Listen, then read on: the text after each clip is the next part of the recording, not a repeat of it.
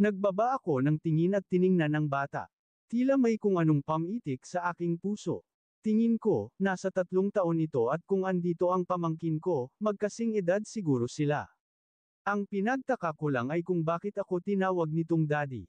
Sa huling sinabi nito ang nagbigay ng pagtatanong sa aking isipan. Salamat sa pag-uwi daddy, salamat Papa Jesus. Parang sirang plak ang naulit ito sa aking pandinig. Ganito na ba ka-common itong mukha ko? Napailing ako at yumukod. Hello, bati ko, isinantabi ko muna yung perang ibibigay ko, parang biglang nawala ang init ng ulo na aking naramdaman. Napansin kong umiiyak ito, masaganang pumapatak ang mga luha sa singkitan nitong mata. Tila hinaplos ng anghel ang puso ko. Sash, stop crying, anes ko. Sumangot singwot naman ito at nagpapahid ng luha. I can't, baby Miggy is so happy now I see dad, please don't leave us again, daddy, please. Nahugot ko ang aking buntong hininga. Kung sino man ang ama ng batang ito, napaka-irresponsible naman. Niyakap ko ang bata at binuhat ito. Hey lady, tawag ko sa ina nito. Nanatili lamang itong nakatayo at di pa rin nakahuma. Manipis ang pantulog nitong kasuutan at nababakat ang magandang hubog nitong katawan. Sandali kong ibinaba ang bata at hinubad ko ang aking jacket, pagkatapos ay inabot ko ito sa kanya. Sa tingin ko, mukhang may di magandang nangyari sa kanila ng mga oras na ito. Salamat, kiming sagot nito. Umungol lang ako bilang tugon, magtatanong sana ako kung anong nangyari sa kanila pero masyado nang malamig sa labas kaya niyaya ko silang sumakay. Tahimik na akong nagmamaneho, nalaman kong nasunog ang bahay nila at sa simbahan daw muna sila tutuloy pansamantala para magpahinga. Yamot kong sinulyapan ang oras sa maliit na monitor, madaling araw na, kapag ko'y ibinalik ko sa kalsada ang aking atensyon, mga kalahating oras na lang at nasa bahay na kami. Napasulyap ako sa review mirror, mahimbing nang natutulog ang bata pati ang kasamahan nila. Yung babaeng secret area ni Rafi ay inaantok na pero nagpatuloy siya sa paghaplos ng buhok ng bata. Hey, take a rest, you look exhausted, formal na saad ko habang sa kalsada na ulit ang atensyon. Okay lang ako, tumaas ang kanang sulok ng lobby ko sa naging tugon niya at di na ito pinakialaman. What the hell do I care? Dahil naantig ako sa kanyang anak at nasunugan sila, bibigyan ko na lamang sila ng pera mamaya para magsimula at maghanap ng panibagong bahay.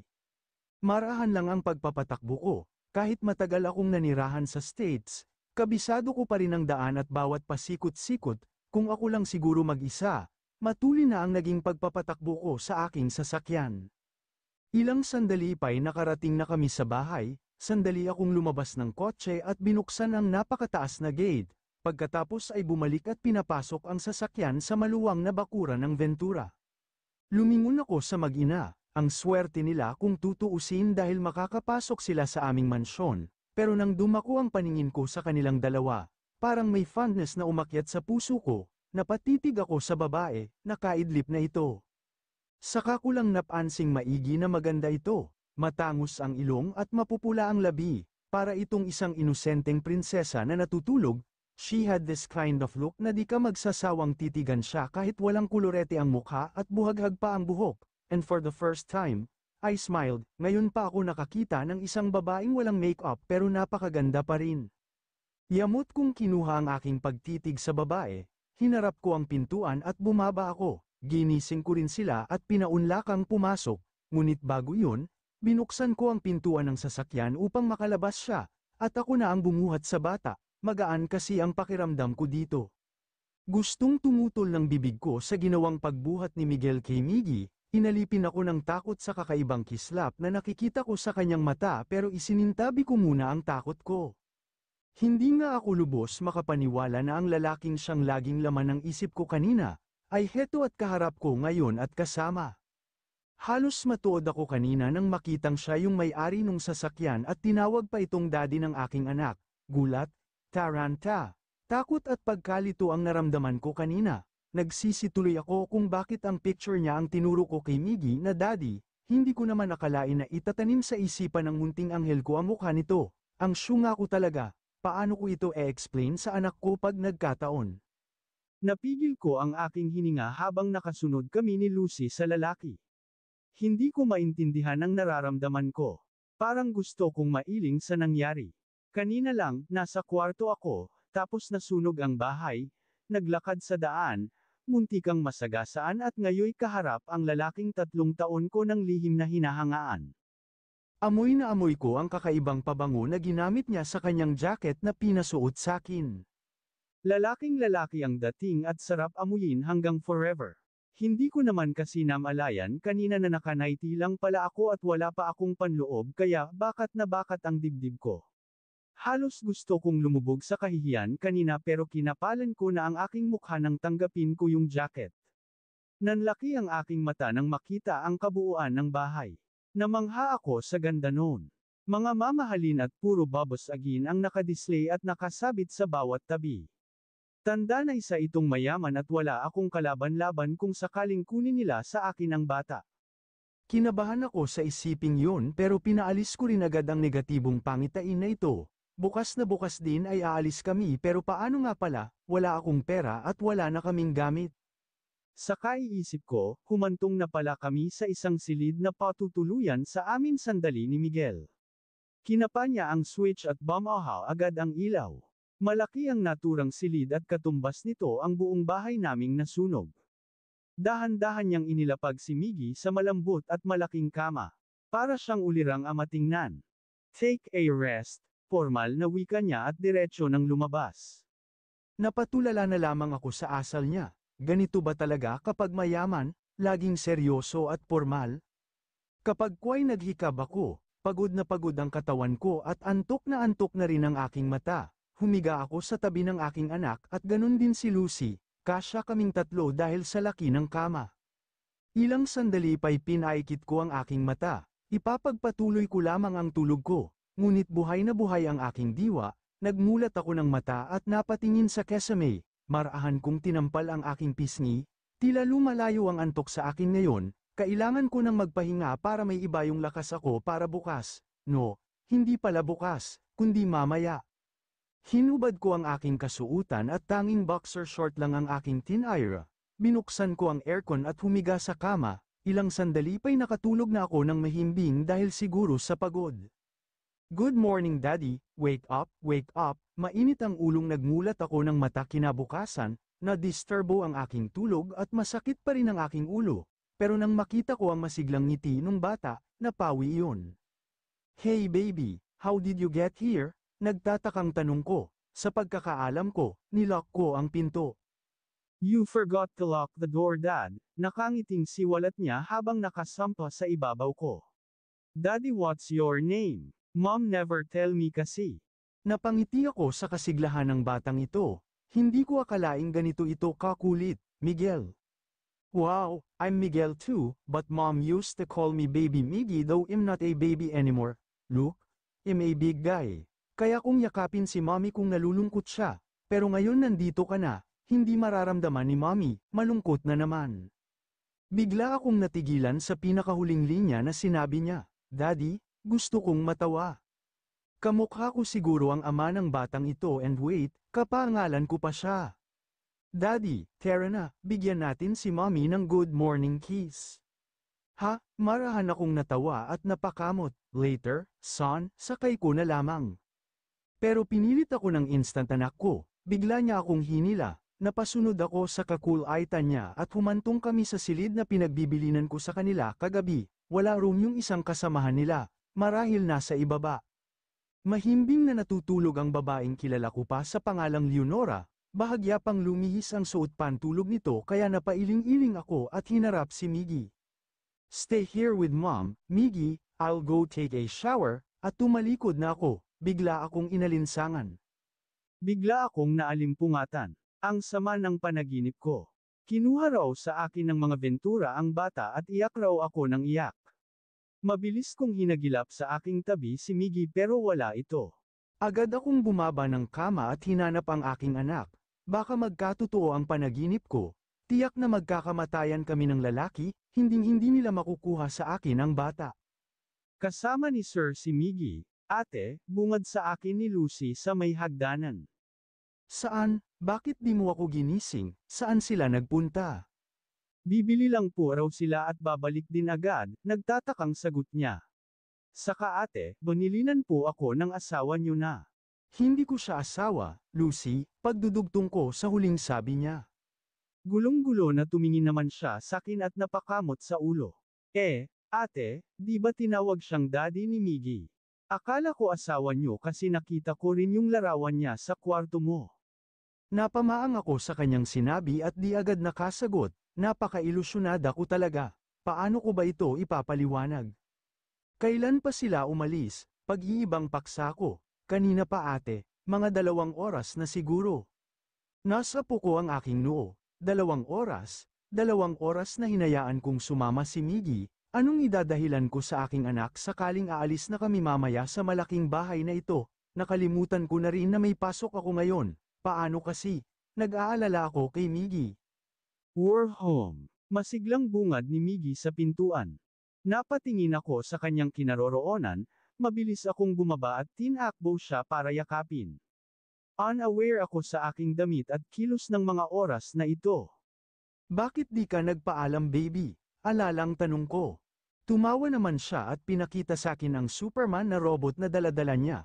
I'm with dad, nothing to worry. Okay, look, it's Superman the superhero, and I'm Miggy, your superhero too. Saka ako hinalikan sa pisngi. Namasa ang aking mata, napakaswerte ko sa pagkakaroon niya sa buhay ko. Kunin ng lahat sa akin, huwag lang siya. Sobrang unfair din kung kukunin nila ito sa akin kung sakaling malaman ni Miguel na pamangkin niya ito. Ako ang nagpalaki at bumuhay nito sa simula't sapol. Saka ko lang napansin ang lalaki sa likuran ni Miggy.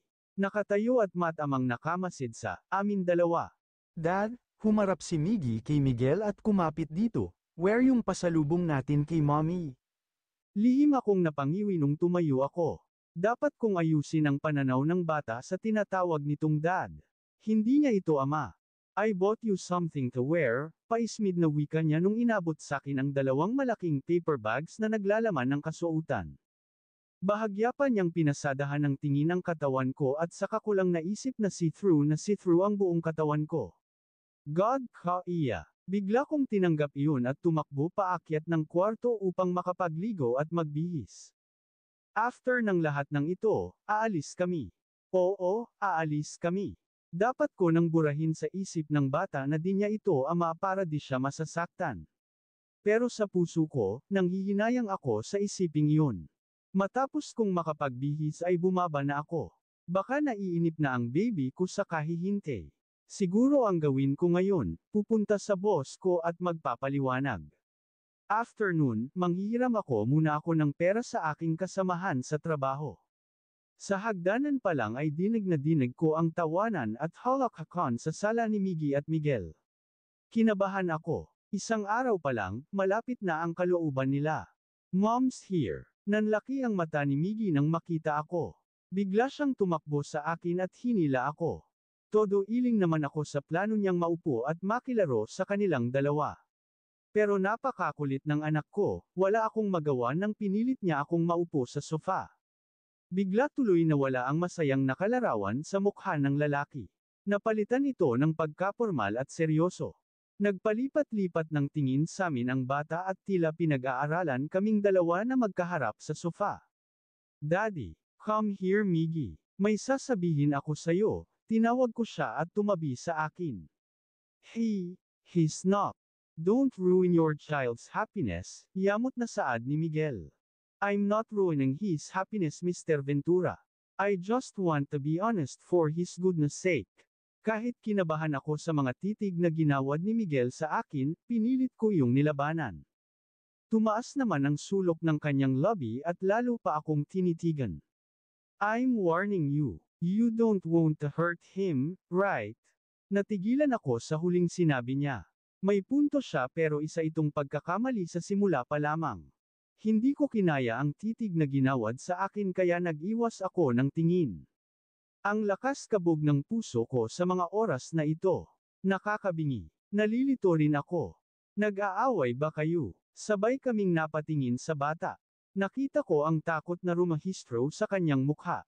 Parang kinuyam ang puso ko. No son, agad namang ngumiti si Miguel at kinawayan si Miggy na lumapit dito.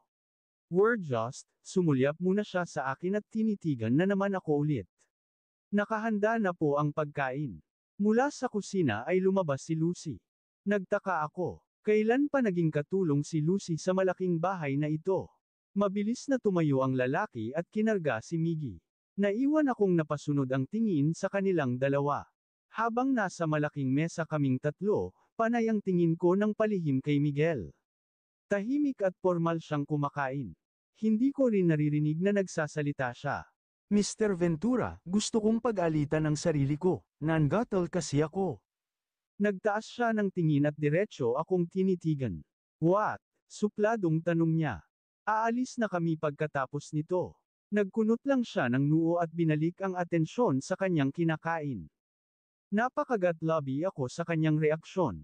Wala man lang akong response na nakuha rito. Saan kayo pupunta? Ako naman ang di nakasagot. Saan nga ba kami pupunta? Wala pa akong bahay na nakitang malilipatan. Tumayo siya bigla at tiningnan ako. Kapag nakabangon ka na, saka na kayo umalis. I'm off to work. I love you, Daddy. Mabilis na tumayo rin si Miguel at nag-abot ng halik sa kanya. I love you too, son. Be a good boy to mommy, ha? At tumalikod na siya. Daddy wait. Pinigilan siya ni Miggy sa kamay. Habang ako ay nanatiling nakamasid sa kanila. What about mom? Miggy, nanlaki ang mata ko. Alam ko ang ibig sabihin ng aking anak. God. Iisipin ko palang nahahalikan ako ni Miguel sa pisngi, tiyak na di ako makakatulog mamayang gabi. I have to go, son, ngumiti siya at ginulo ang buhok ng bata. Pero dad, please, pretty please. Nagpuppy eyes pa si Miggy at hinila-hila papalapit sa akin ang lalaki. Napalunok ako ng laway. Mukhang di maganda ito. Parang gusto kong tumakbo at magtago. Ayoko. Baka kapag hinalikan niya ako, hindi ko siya makakalimutan pag nagkataon. Okay, aniya at nagsimulang humakbang sa akin, ang matiim niyang mga titig ay tila nanunuot sa aking katawan. Pinanginigan ako at di alam ang gagawin. Bakit kailangan niyang sundin ang hiling ng bata? Alam namin pareho na hindi namin deserve ang gawin ito. Yehey! Daddy love mommy. Pumalakpak si Miggy sa likuran ni Miguel nang makalapit na ito sa akin at yumukod. Pakiramdam ko pinagtakasan ako ng kulay. Hindi ko magawang huminga nang maramdaman kong papalapit na siya sa akin. Malapit na. Sobrang lapit. To think na amoy ko na naman yung body spray na gamit niya. Kakatuwang ang isipin dahil tumatak na ito sakin pang amoy. Kahit siguro nakapikit ako, makikilala't makikilala ko siya. Bye, mahina at tila paus ang kanyang boses na pinakawalan sa akin tinga para magmukha niya akong hinalikan sa mata ng anak ko. Libo-libong sensasyon ang bumalot sa aking pagkatao. Kakaiba ang epekto ng bulong niyang iyon sa akin. Salamat at taliwas ang iniisip kong hahalikan niya pero sa sulok ng puso ko, may panghihinayang akong naramdaman. Halos di ako makagalaw ng tuluyan na siyang umalis at iniwan kami. Iniisip ko na panaginip pa rin ito pero hindi, nasa realidad na talaga ako.